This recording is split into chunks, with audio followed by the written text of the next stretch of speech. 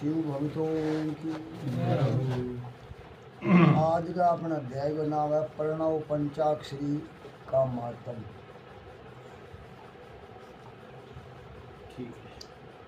दिन बाद में भी सुनावा तो पूछे तो ऋषियों ने कहा, हे महामुने, प्रणव एवं षडलिंग का क्या मातम्य है तथा शिव जी की भक्ति पूजा का क्या विधान है।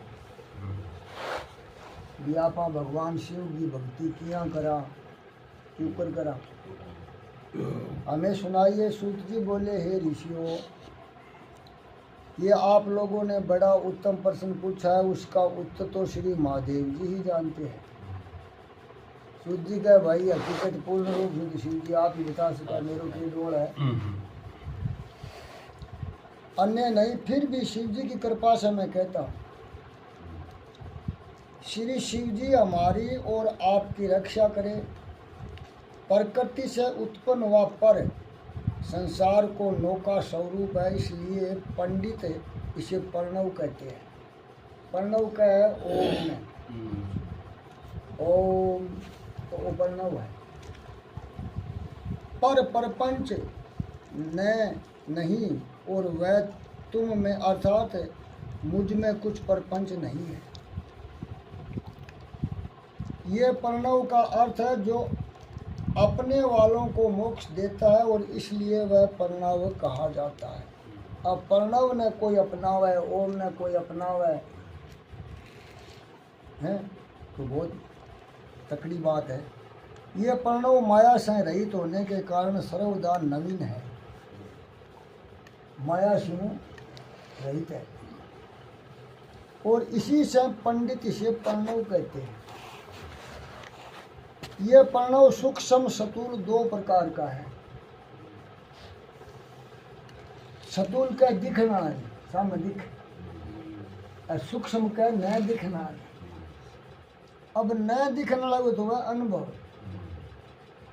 दिखने लगा वह दर्शन।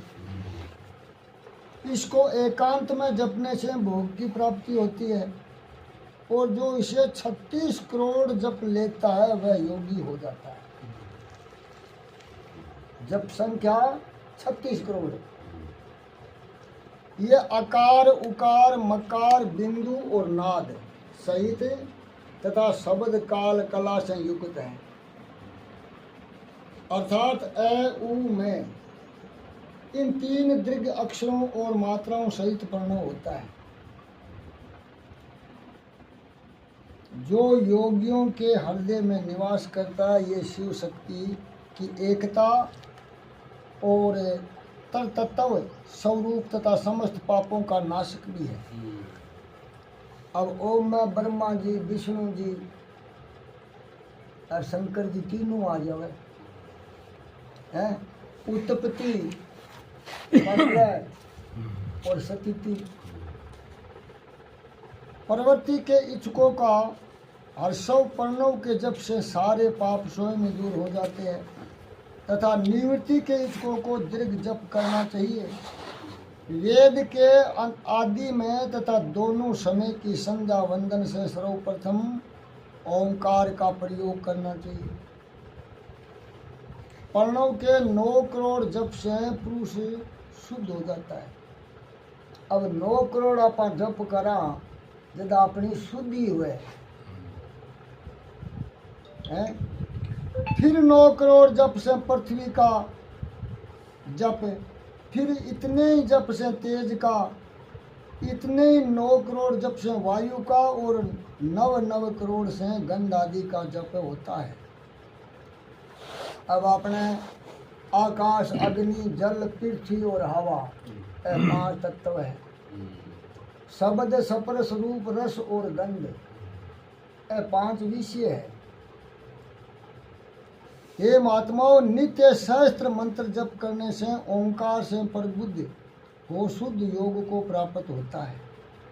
अब सहस्त्र का 1000 में 1000 जप तो कर सका।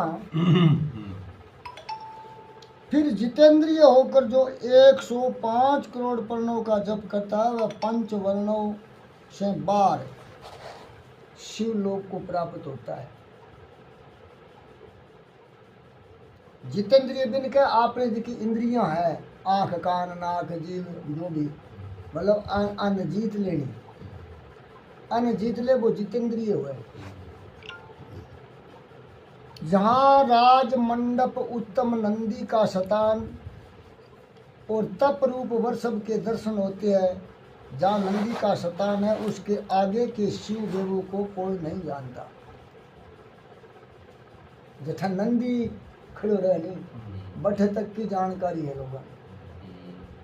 वहाँ नंदकेश्वर बार स्थित होकर पंचाक्षर मंत्र की उपासना करते हैं। नांदियो शिव जी मंत्र में 12 हुए। महात्माओं का वाक्य है कि शिवलोक की जानकारी बिना शिव की कृपा के नहीं होती।